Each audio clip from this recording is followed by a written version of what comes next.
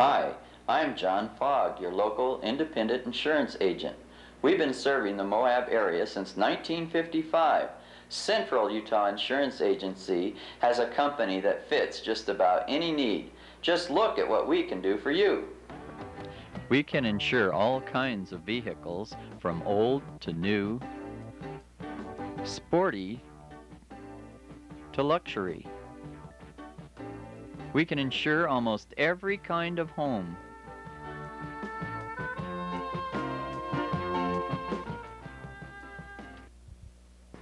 Why not come in and see me today? I'll put your insurance coverage with a company that fits your needs at the best possible price.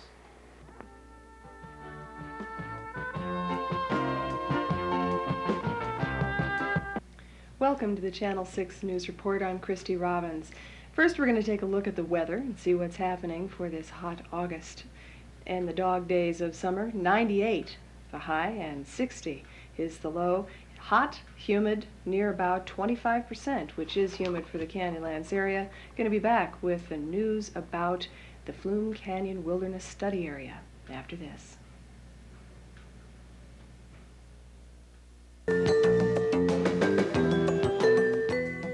Williamsburg Savings Bank at 164 East Center would like to introduce the Winner Premier Checking Account. You'll receive a minimum of 5.25% on your balance, plus a variety of services, including accidental death insurance, credit card registration, emergency cash advance, travel bonus club, and free special Winner Premier checks. So visit the friendly people at Williamsburg Savings Bank at 164 East Center, member FSLIC.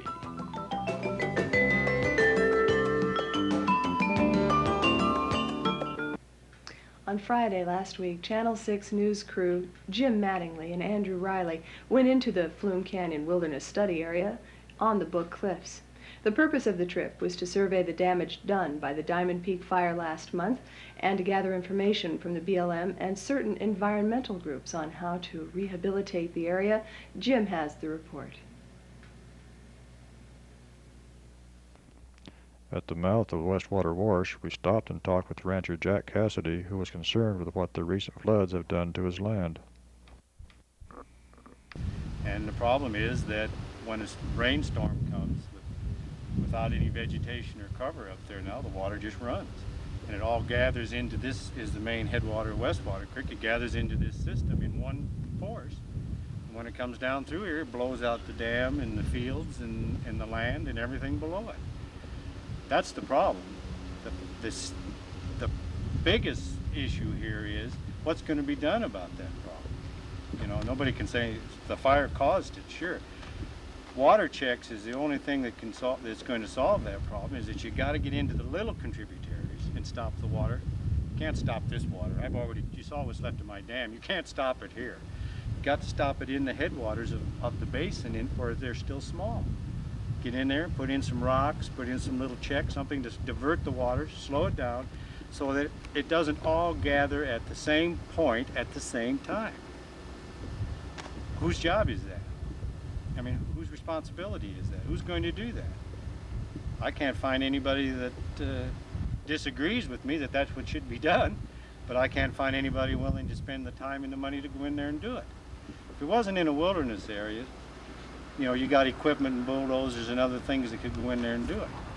But in the meantime, the water's just running wild through here, and the destruction is going to continue to occur. And I'm seeking a solution that's going to do something about it now. After talking with Mr. Cassidy, we headed north up Hay Canyon. We skirted the border of the Flume Canyon Wilderness Study Area, which sits on the edge of the 15,000-acre fire. We talked with Gene Nodine and members of the Utah Wilderness Association on their plans for reclamation.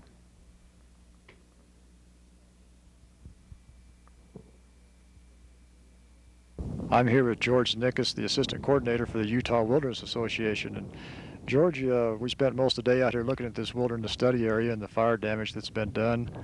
I'd like to hear your comments on what you think should be done next. Well, you know, there's really no easy answer and no surefire answer that we do is going to work. But I really think when you look at it, it can be rehabilitated with a minimum of disturbance. The more additional disturbance we do, the more chance you have for erosion and other problems to be created. Most of this area is going to have to rehabilitate naturally. I mean, it's very steep, it's very rugged, and that's the way it's going to have to be. Some of the other areas, we might be able to help it along a little bit. It's important that we keep the native species in here, and it's important that we not disturb the land any more than we have to. Okay, well, listening to you talk with Gene Odine, it sounds like you have a pretty good rapport going with him, and he's willing to work with you on this respect. He is under a timetable of September, mid-September to start. Are you going to have more discussions with him before he does get started on the project? Yeah, I think we have quite a bit more talking to do, actually, before we can all agree on what needs to be done here. And hopefully that's where we'll get, is to where we can all agree on what the best way to deal with this is so that we can move forward. Okay, well, you did bring up one interesting point, I thought, was that you would like to see him maybe do some rehabilitation in the wilderness study area and leave the other parts of it alone to get an idea over the coming years as to what might happen. Well, we have an interesting situation here, actually, because part of the burn is inside a wilderness study area and part of it isn't. And in that sense, it gives us a chance to have sort of a control area in the wilderness study area where maybe rehabilitation isn't done, at least any sort of man-induced rehabilitation. And in the other areas, maybe we do something and we see which side works best. And I think it provides a real opportunity for some research information in that sense. Okay, well, thank you very much, George. Gene, this looks like pretty much like what the moon would look like if it had trees, I guess. It's pretty barren and desolate now after the fire. What's your next step? What's going to happen now? Well, what we're doing now is to assess the damage and try to come up with a fairly good rehab plan to come in here and aerial seed with native grass species. And in some instances, we're thinking about using rangeland drills in the more accessible areas to give the seed source the best opportunity of survival and watershed protection as possible. Okay, we also have some members up here from the Utah Wilderness Association and Sierra Club, and they're concerned with the wilderness study area as far as rehab goes on that. They're concerned with, they do want to let it just go natural, or they don't want to see you chain. What decision is going to be made on that respect? Well, naturally, those folks are concerned about the wilderness study area and it coming back naturally or as close to naturalness as possible. But what we have to be concerned about is downstream impacts and as far as habitat for elk and deer. This is some ideal habitat for elk and deer, and we think that we need to get in there and in certain places use rangeland drills to make the best seed bed possible. Okay. I think one of the things, and of course the next step would be to finish up our environmental assessment, and we'll be sending that out for public comment for a 2-week period. And then we'll evaluate the public comments on that environmental assessment. The final decision will be made of whether we actually go in and use rangeland drills or if we just aerial seed or if we do nothing. And then let's say that if we decide to go ahead and aerial seed, the environmental assessment and the analysis will have to go on into Washington to see if we can get funding for this particular job. We're hoping to be able to get started with the rehab work in the mid to late September, and that's a pretty short turnaround time. But to get to Washington and get the financing, let contracts to get out here and get some of this work done before the snow flies. And the aerial seeding will be done after the first snow, and we'll be seeding on the snow. Okay, well, that sounds like you've got a lot of work cut out for you in a very short time. Very short fuse on this particular job, but I'm hoping it'll be worth it. Okay, well, I'm sure it will be. Another question, too. We've heard from Jack Cassidy, a rancher down the way here. His concerns about him wanting you to put in check dams on this because he feels like it's getting washed away and basically that it's your fault and all this. Would you like to make a comment on that? Well, his concerns are well taken, and we're all very concerned about the impacts downstream, not only to his alfalfa fields, but to the fish in the Colorado River. But there's only so much that we can do, and because of the steepness of slope and the real harsh terrain, is that we're real limited to the things that we can do. Other than if we wanted to spend millions and millions of dollars to come in here and treating the entire watershed, that would be another thing. But economics just aren't there for us to be able to do things like that. Okay, well, thank you very much, Gene, and I appreciate you taking the time to bring us out here and show us this. It's quite an impressive sight. It's really my privilege, and thank you for coming. This has been Jim Mattingly in the Flume Canyon Wilderness Study Area for 6 News. We'll return with more news of the area after this message. Today, Contel operates telephone companies in 30 states, serving approximately 2.5 million customers. Contel's growth rate in these areas is almost double the national average. Contel began modernizing its central office switching equipment to take advantage of the digital revolution, while most telecommunications companies were still content with their antiquated analog systems. Digital switching is more reliable and requires far less maintenance than old analog switching equipment.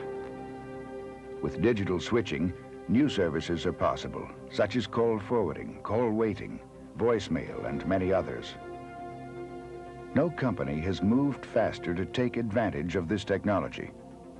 By 1990, Contel expects to be 95% digitally switched.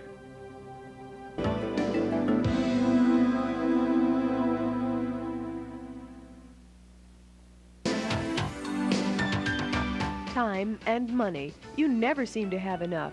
You can save both with Alpine Air.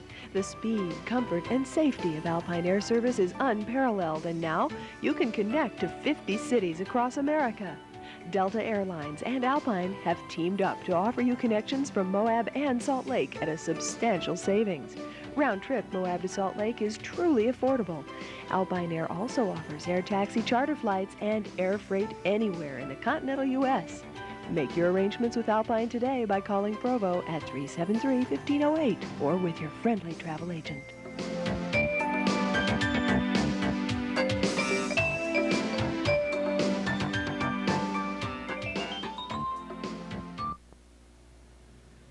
The outspoken Utah Libertarian Party has taken a swipe at recently proposed liquor law changes and suggests its own program of amendments, and it says it would place more responsibility for control of consumption on the drinkers themselves. Bob Waldrop, the former chairman of the party, said in a press release he is heading the attack against proposals of the Alcohol Beverage Control Review Task Force. The party considers the proposals an insult to responsible alcohol users and a giant step in the wrong direction for Utah's tourist industry, said Mr. Waldrop. He indicated the party believes the drinker is the best person to implement control of consumption, a view that is opposite to that of the task force, which suggested the drinker is the worst person, quote unquote, to implement that control. The report further suggests that through expanding service hours and allowing liquor dispensing devices, the restaurants will, quote, use the legislature to beat up on other businesses such as taverns and private clubs, unquote. Our current laws tend to pit one group against another, attempting to accomplish with force what only education and persuasion can do, wrote Mr. Waldrop recently. Nominations are needed from the public to fill 4 terms on the Bureau of Land Management's Multiple Use Advisory Council. This according to BLM District Manager Gene Nodine. Nominations are needed by August 25th for 3 terms that expire at the end of 1989 and for 1 term that expires the end of 1991, for which a resignation has been received. The Multiple Use Advisory Council serves a very important function and, quote, "I'd like to encourage the public to think seriously about their representatives," said Nodine. "We keep the council informed about our programs and issues and listen to their informed advice in response. Council members also help to distribute the information back to their respective interest groups and constituents," unquote. Nominations from the public should be received by August 25th at the BLM, and the office there is at 82 East Dogwood, Post Office Box 970 in Moab, Utah, 84532. For further information or to provide nominations, you can contact Manager Gene Nodine or Public Affairs Officer Mary Plum at 259-6111. An off-highway vehicle, or OHV, a course for ATVs, 3- and 4-wheelers, is now being offered on August 12, 1989. The course will be held in Moab, and the fee is $10. It will be conducted by an instructor certified by the Utah Division of Parks and Recreation. OHV education is required for all operators through 15 years of age who operate OHVs on public land, and the course gives the rider instruction and practice in different riding techniques. Participants will also learn about protective gear, riding responsibilities, environmental awareness, survival, and emergencies related to the use of OHVs. Students must furnish their own properly registered OHV, and a parent or legal guardian must be present at the class. Class will last 5 to 7 hours, and for registration or information, call the Division of Parks and Recreation at 259-8151. The Moab Film Commission would like to remind everyone of the talent contest for the 40th anniversary. The contest will have 2 categories, amateur and professional. There will be an audition held Thursday, August 10th at the Old City Park. Anyone wishing to enter should contact the Film Commission at 259-6388 for further details. I'm Christy Robbins, thanking you for watching Channel 6.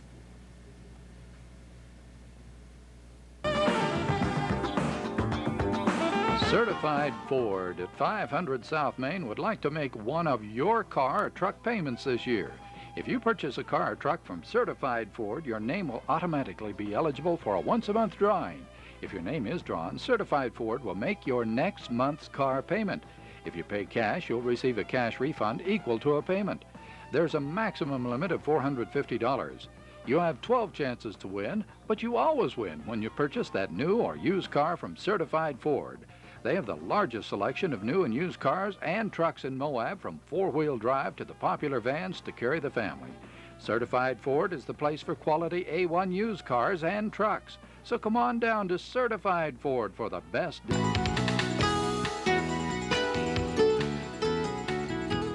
Pete & Company is getting a makeover. August 11th, 12th, and the 13th and 14th, we will be closed for remodeling. We're opening on August the 16th. There will be an anniversary special from August 21st through September the 2nd. Pete & Company's 12th anniversary promises to be a banner year of beautiful looks for you and Pete & Company too. Check us out for back-to-school anniversary specials, and remember, we're closed on August 11th and 12th and the 13th and 14th.